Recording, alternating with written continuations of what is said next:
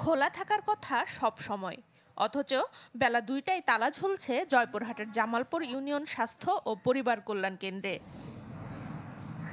অভিযোগ, দায়িত্বরত সেবাদানকারীদের মর্জিতেই চলে সবকিছু। রাত তো দূরের কথা, ১-২ ঘন্টা থেকেই চলে যান তারা। শুধু তাই নয়, স্বাস্থ্যকেন্দ্রে বছরের পর বছর বাস করছেন বহিরাগতরা। ডাক্তারেরা এখানে থাকে না, আমরা থাকি ১০ বছর হয়েছে। ওরা এখানে থাকে না, ওরা বাসায় যায়। ওরা মাঝ রাতে কোনো গর্ভবতী আসলো আমাদেরকে ফোন করতে হয়, ফোন করলে ওনারা আধা ঘন্টা ১ ঘন্টা পর রাত্রে আসে।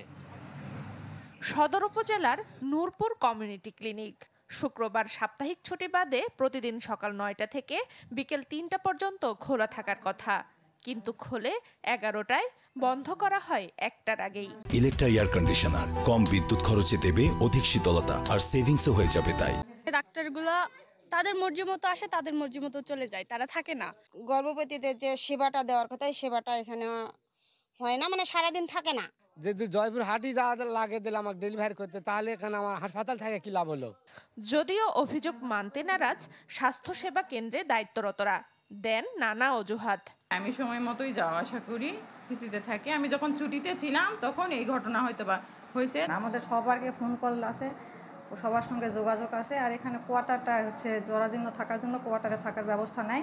আমার হাজবেন্ড এখানে হচ্ছে স্যাকমো ছিলেন, 17 সালে উনি হচ্ছে এলপিআরে গেছেন অসুস্থতার কারণে স্বেচ্ছায়। তারপরে থেকে আমি এখানে মানে হাজবেন্ডের জন্য এখানে আর থাকি না।